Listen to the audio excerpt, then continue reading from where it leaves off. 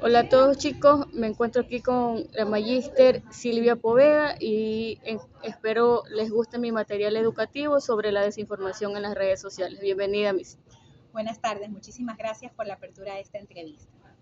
Miss, ¿cómo definiría usted el concepto de desinformación y las fake news? Bien, la desinformación se convierte en información no verificada, que se hace viral, que se hace conocida y esto luego pasa a la posverdad. Es decir, tenemos información que no proviene de fuentes claras, pero que a partir de diferentes recursos se presenta atractiva, tiene una conexión muy interesante con las emociones y eso hace que se propague entre el público.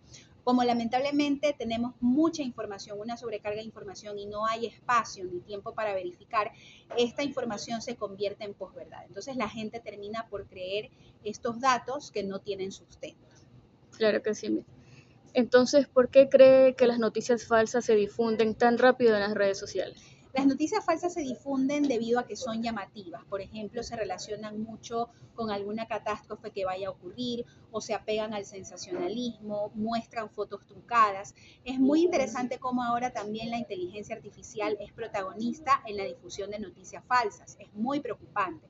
Y es por eso que los espectadores debemos de ser más críticos con los contenidos que recibimos, porque estos contenidos realizados con IA generalmente suelen traer noticias que no tienen verificación.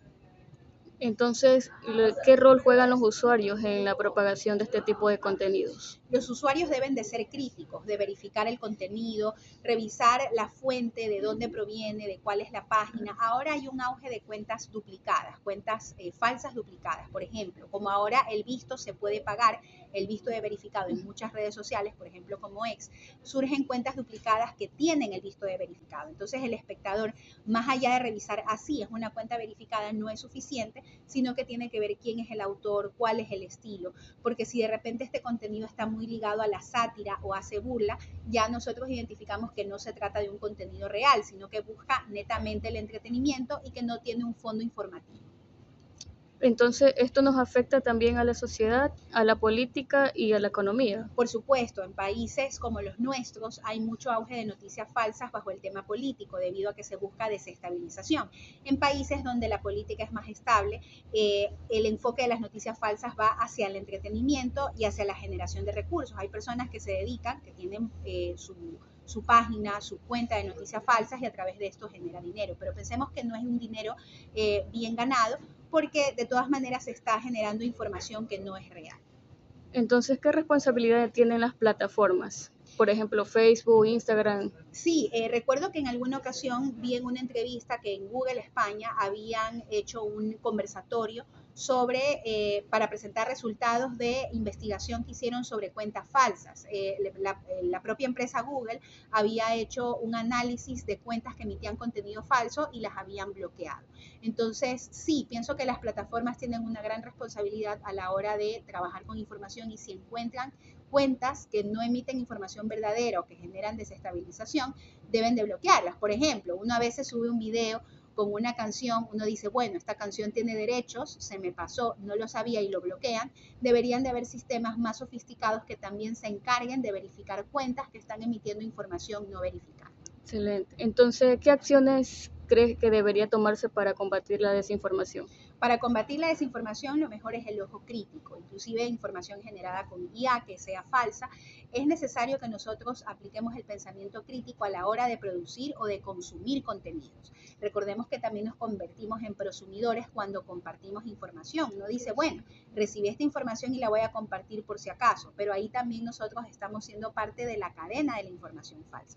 Por eso el hecho de verificar estos contenidos, revisar la cuenta, leer y no dejar pasar, nos permite que disminuyamos también el auge de las noticias falsas. Claro. Entonces, ¿usted considera que las leyes actuales son suficientes para enfrentar este problema? Realmente no, es muy difícil, inclusive en países de alto nivel de desarrollo no tienen una legislación tan detallada para sancionar noticias falsas, sino que estos delitos ya se relacionan con temas que se parecen a otros delitos cometidos, ¿no?